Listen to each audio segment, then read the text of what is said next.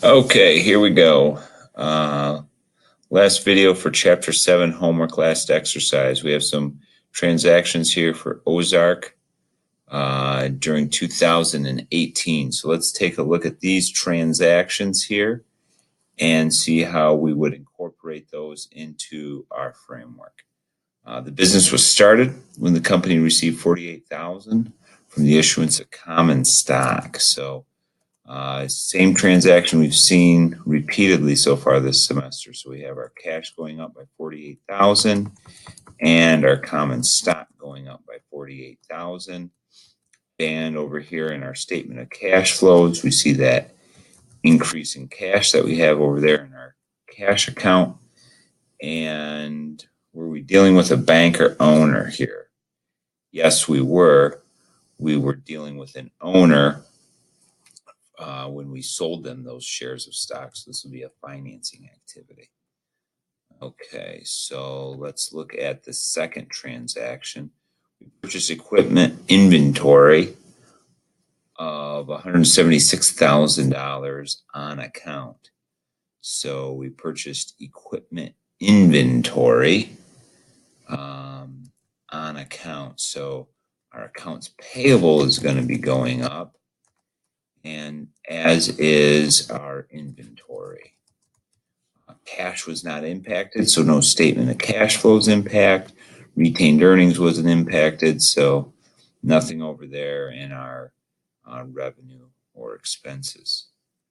Okay, so let's take a look at transaction 3 then. Sold equipment for $191,500 cash, not including sales tax. Sales tax of 7% is collected when the merchandise is sold. The merchandise had a cost of $116,500. Okay, so we have several different elements here in this question. We have the sale of the equipment. We also need to add in our sales tax at 7% and record our merchandise, the cost of that merchandise. So let's start first with just the sale, and let's walk through that. So we sold the equipment for $191,500 cash, not including sales tax. So that's our revenue. Let's start there. We have our revenue for $191,500. $191,500. So that's going to be our net income impact of that particular transaction. But we know that 191 does not include the sales tax. So the sales tax that we collect from our customers, again, it's a liability that we are in turn owe back to that tax authority. So what we need to record here in our framework is that 191,500 times 7% or 0.07 or 7%. We find out that the tax that we actually collected from those customers was $13,409. So if we simply add our revenue, what we actually collected from our customers for the sale of that equipment, add to that our sales tax, we'll see that our grand total in our cash is $204,905. So that was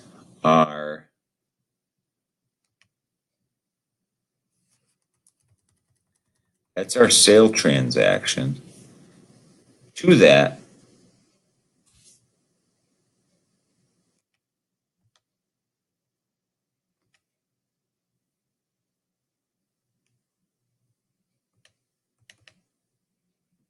we also need to show our cost of goods sold for the inventory that we sold.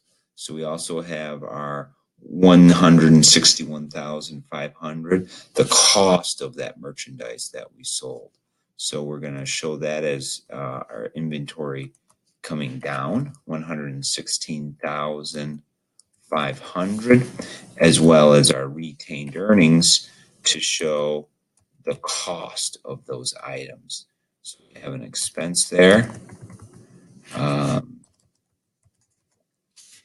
And oh yes, also here on our sale, we also have our statement of cash flow,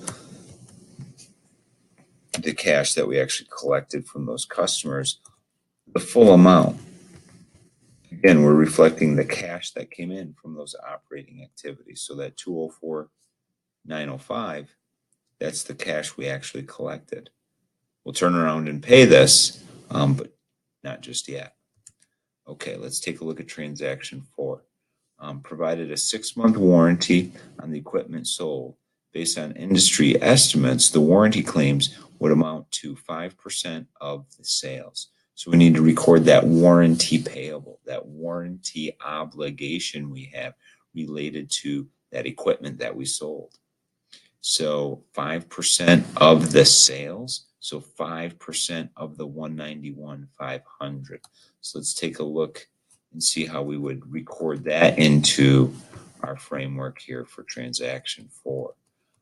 Again, what we're focused on here is what's our obligation. We think that 5% of our revenue is going to be what we're exposed to in warranty claims. So that works out to be $9,575 in warranty payable. That's what we think we're going to have to fix of the things that we just sold. So we're showing the liability, that obligation going up here. We're also going to show our retained earnings coming down for that expense, the cost, an additional cost we had in selling this 191,500. So again, we'll have a expense there and a loss there. No cash flow impact at this point in time. We haven't impacted our cash account way back over here. Okay, let's take a look at transaction 5 and see what happens here. Paid the sales tax to the state agency on the 140. That's a typo by the publisher. Should be 191,500 of the sales. So we're going to pay off our sales tax liability. So we owed 13,405. So when we pay that, we're going to reduce our cash and reduce that liability, reduce that obligation we have to the tax authority. And when we get over to our statement of cash flows, we'll have a copy job of that cash activity. And again, we're doing something routine, ordinary by paying our sales tax. We are not working with a bank or with the owner, and we're not buying a long-term asset.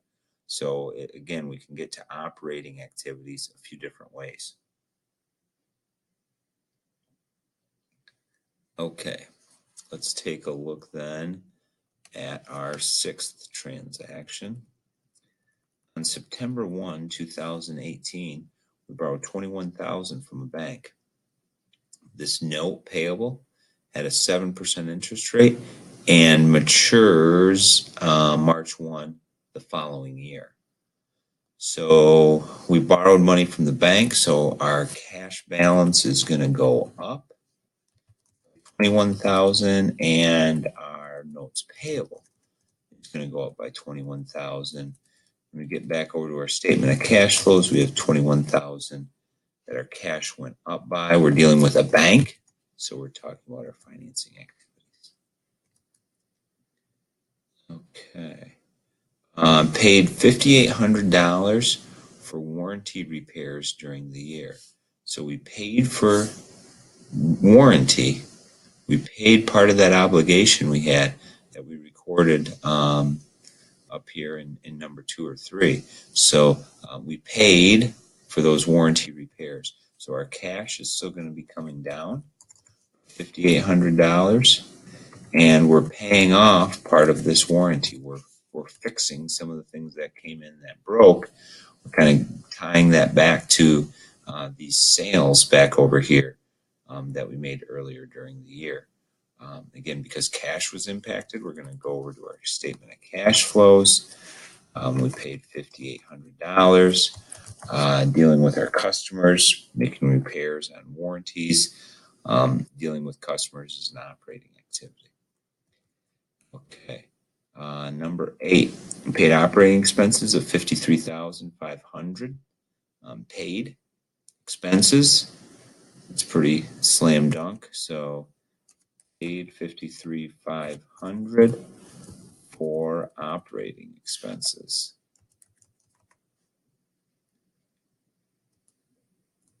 So we have an expense item here. A loss there in our net income. That's the impact of those expenses. And again, that was cash spent when we paid those for our operating expenses. Operating expenses, very clearly operating activities.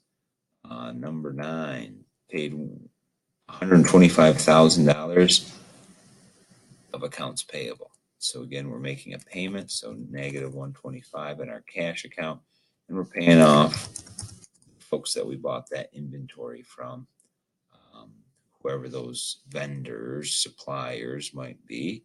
And because our cash was impacted, we're going to come back over here and show that negative balance in our cash account and an operating activity. Again, we're dealing with just routine, ordinary things here. Okay, so now transaction 10, we need to record the accrued interest on the note issued in transaction number 6. So just like we worked through in the previous exercises, we need to show what that interest expense was. What was that interest payable on this note? Again, we're talking about September, October, November, and December. So we're talking about 4 months between this issue date and the end of 2018.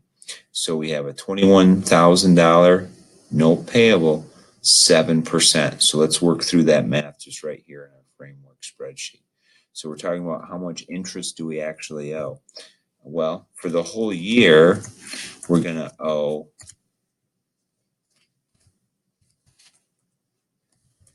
we're going to owe 7%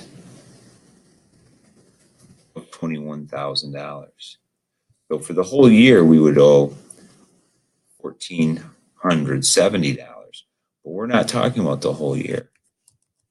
Instead, we're talking about 4 months. So if we divide that by 12 to get the monthly interest, and then multiply that by 4, we'll get those 4 months of interest that we actually owe.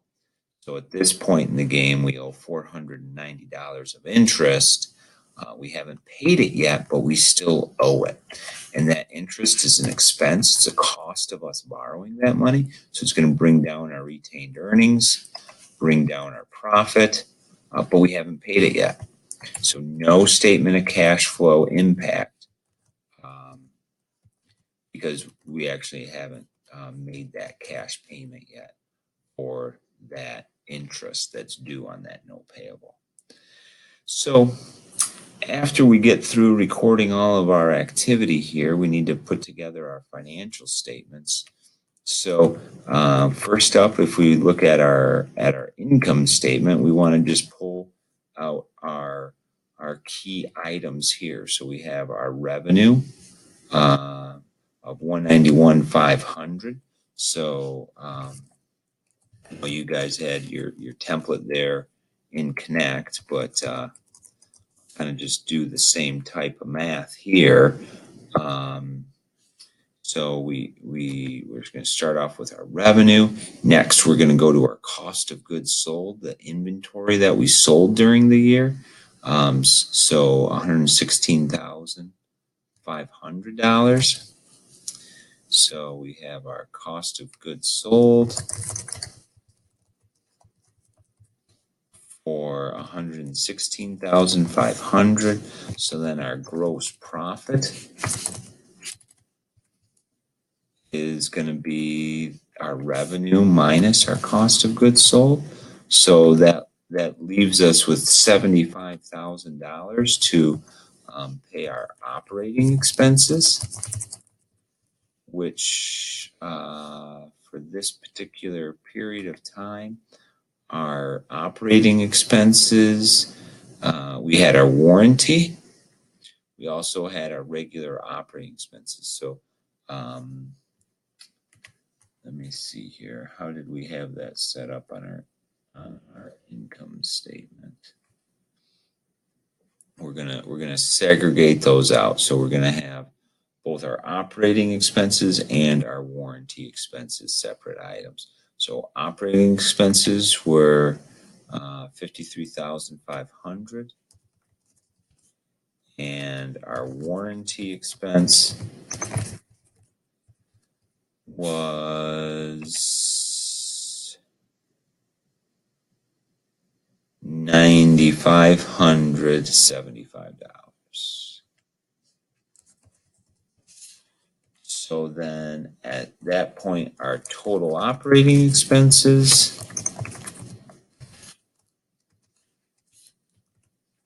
were $63,075, which makes our operating income, our gross profit minus our operating expenses, $11,925. And then from that, we'll also subtract out our interest expense.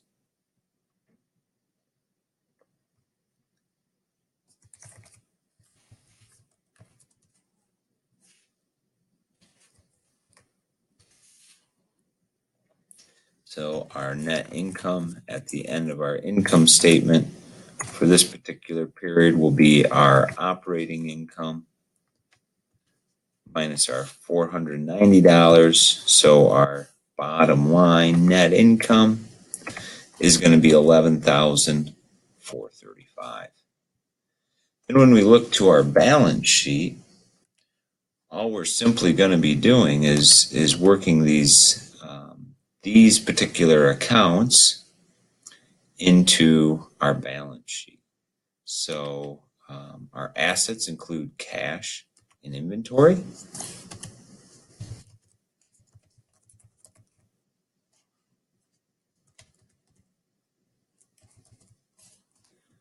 And our cash account, let's see, we don't have any ending balances. Let me insert that formula here.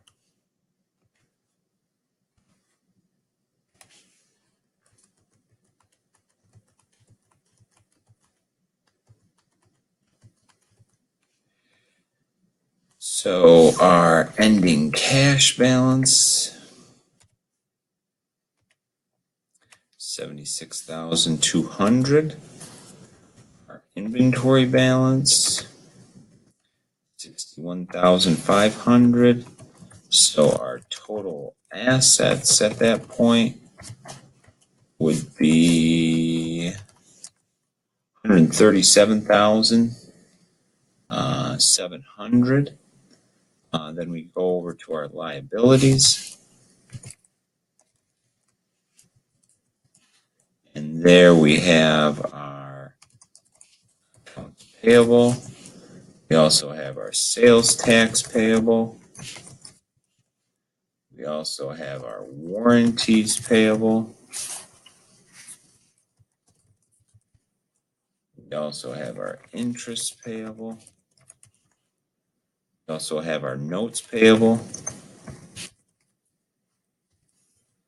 And let's go pull those balances from our framework. So our accounts payable ended at $53,000. Our sales tax payable ended with a 0. We could probably omit it, but Connect might mark it wrong for being incomplete, so we can just throw it in there with that 0 balance. Our warranties payable, $37.75. Interest payable, $490. And our note payable for $21,000. Remember, it's important to segregate. Keep that note payable just as that principal balance that we actually owe, what we actually borrowed. The interest payable is an additional liability, an additional obligation that we have because that note payable is there. So let's add those up and let's see what our total liabilities are.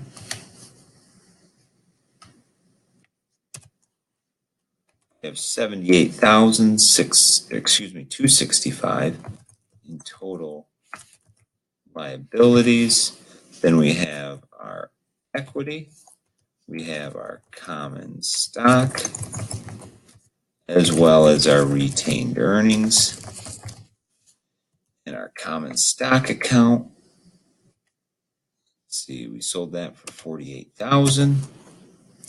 In our retained earnings, we have that $11,000 in retained earnings. Our total equity then is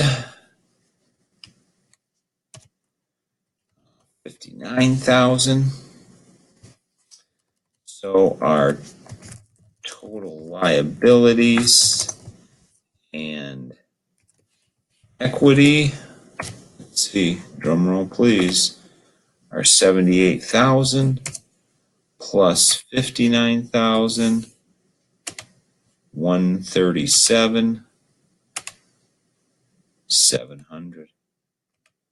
Looks like it is good to go. We do in fact balance. So again, we're just bringing in all those balances from our framework, pulling those into our balance sheet template. So next up, we have our statement of cash flows. So from there, what we're going to focus in on is first our operating activities.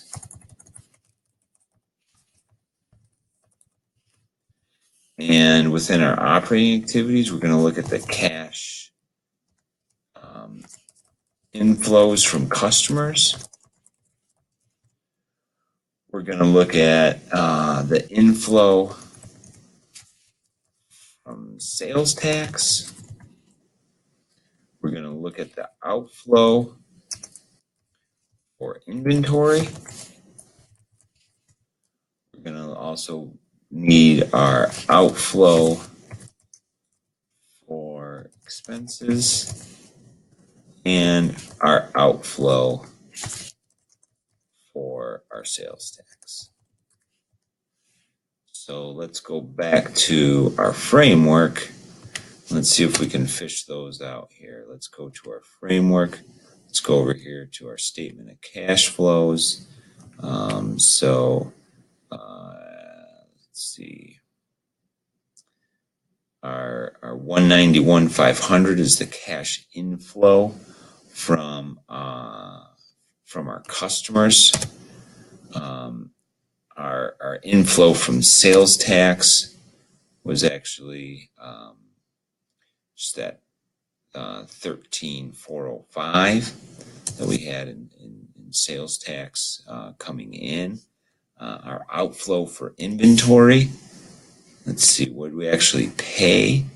We paid $125 when we paid on those accounts payable. The outflow for expenses at $53,500, and we also paid off some on our sales tax. That's here. So our net cash flow from operating activities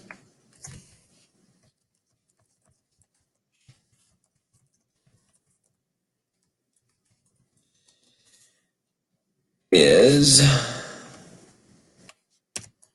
$13,000. So then we have we had no investing activities. We have no fixed assets. We have no IAs. We have two FAs, one for the sale of the stock, one from borrowing from the bank. So investing, 0. Financing, though, we have inflow from stock issue, as well as an inflow from our loan by issuing that note payable, and our inflow from our sale of our stock was $48,000, and the inflow from our loan was $21,000. So the total from our financing activities